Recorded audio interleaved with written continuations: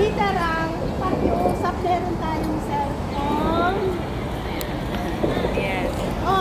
Yung makipag-interact tayo, yung pag yung pastora nagsasalita dito, pabilisan yung pag-search ng para kasi minsan naubos yung oras namin. Kasi gusto din namin na makipag-interact sa inyo. So kahit sa pagbabasa lamang ng scriptures, kayo sa amin. Para hindi kayo ang antukin. So, sinasabi namin to dahil kailangan, no? Yung iba nga nagkay-technote may mga dala-dala nilang Bible at notebook. So kahit hindi mo usulat lahat yung sinasabi ng nagtuturo, meron kang take note doon, at pag nag-isa ka sa kwarto mo, wala kang magawa, natin mo yun, parang nare-review mo yun, nare-refresh mo sa akin. So ganun yung so kailangan din natin na natin yung mga Bibles natin para naka-focus tayo sa itinuturo ng nagtuturo sa atin. So, yung ni Pastora is about giving. So, ganito, So, siguro sa ating lahat, kasi wala tayo sa building, di ba?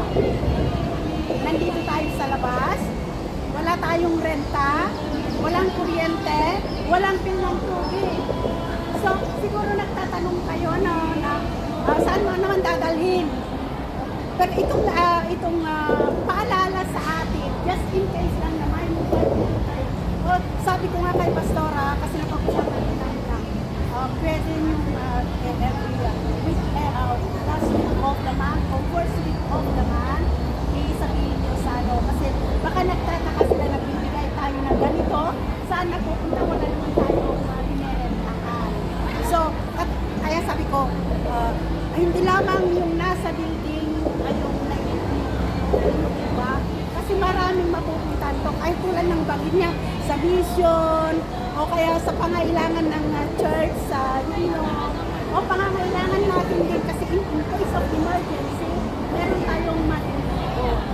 Kasi yun ang sabi ko sa kanyang maliwanag, para hindi sila magtatanong. Saan na pupunta?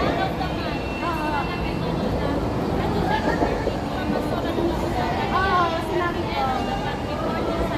Para, dahil nasa loob man ng church, yung tagal ko sa church, doon nagkakaroon ng away, misunderstanding, about tithes and offering. So, kahit nasa labas tayo, I am sure, sigurado ako, wala mang akong narinig, iyon din ang ganun ng ilan, di po ba?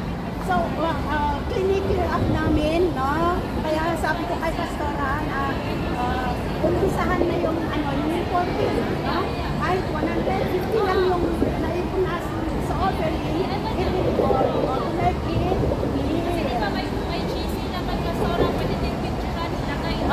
Pwede clear sa lahat. Yun lang. So, ang usapan dito is giving money. So, pera lang ba ang pwede nating ibigay sa church at sa kapwa natin mananampalataya? Hindi.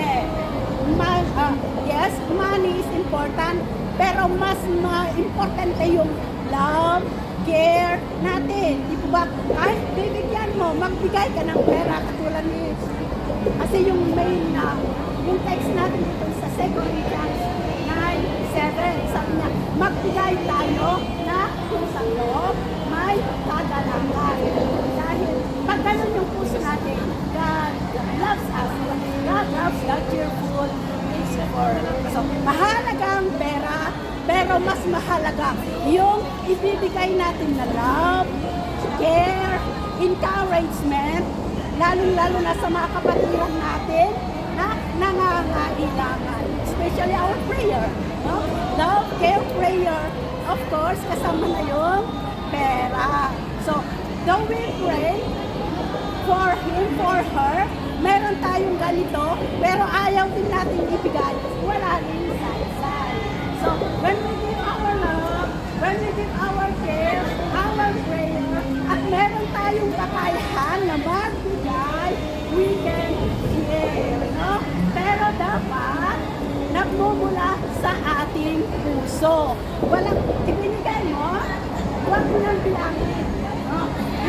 Kasi ganun tayo, mga Pilipino. No? Bigay ng bigay, bigay ng bigay. At the end, kung nagtatampuhan, bibilangin mo na gantahan. Binigay ko lahat. Ganun, magkano na yung binigay ko sa kanya. Pero ganito pa rin.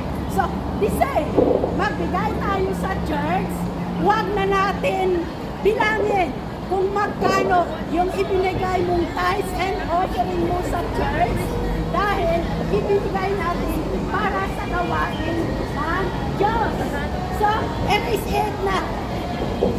Purahin mo sa listahan mo.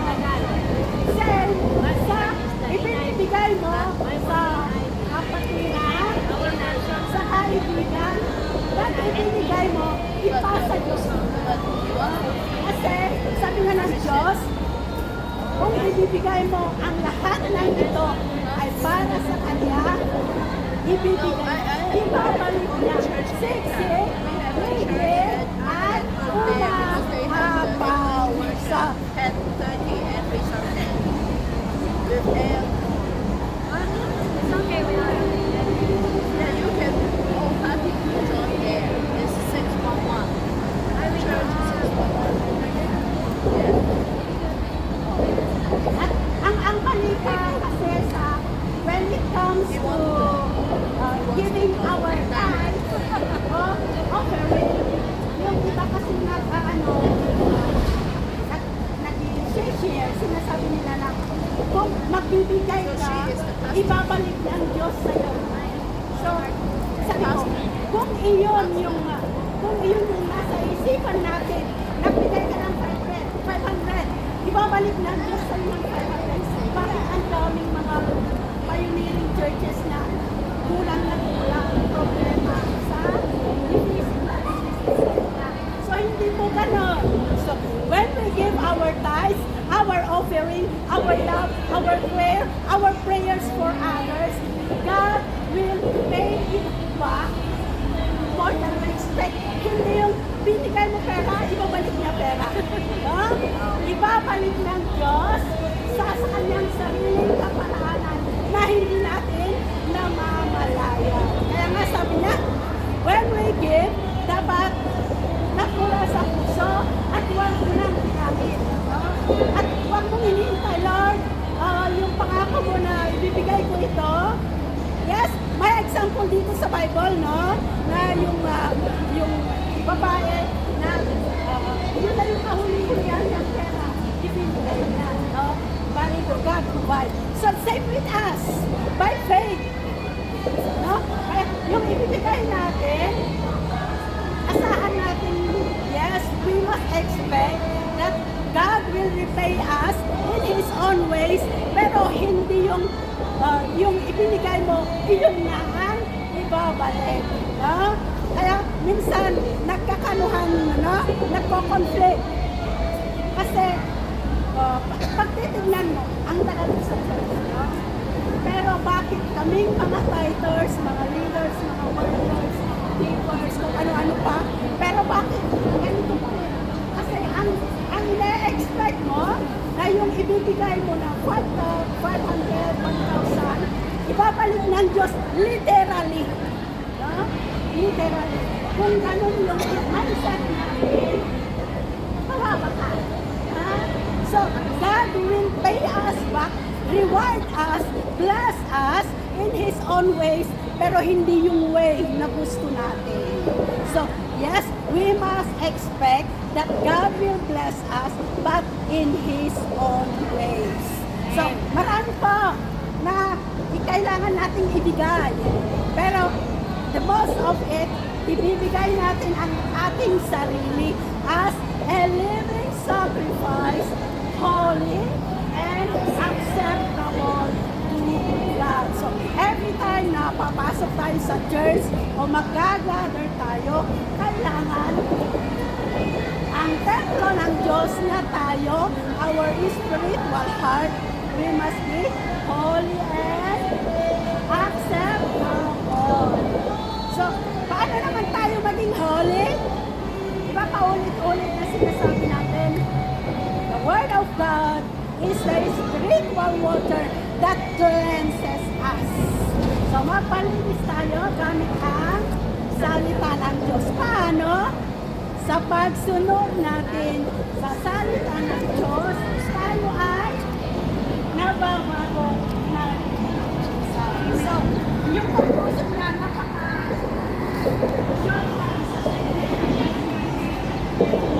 tayo, sa pera man, sa love, care, prayer, pagkain, o whatever, yung kaya natin ibigay natin na nagmumula sa puso, may kagalakan, may pagmamahal. No? Hindi napipilitan. Higit sa lahat, huwag natin bibilangin, kwentahin. Salimutan na natin. No? Because God is a faithful God. God is a rewarder. Hindi lahat ng ginagawa natin, nakikita ng Diyos. Masama, mabuti, God knows it. And God rewards us. Eh, yun lang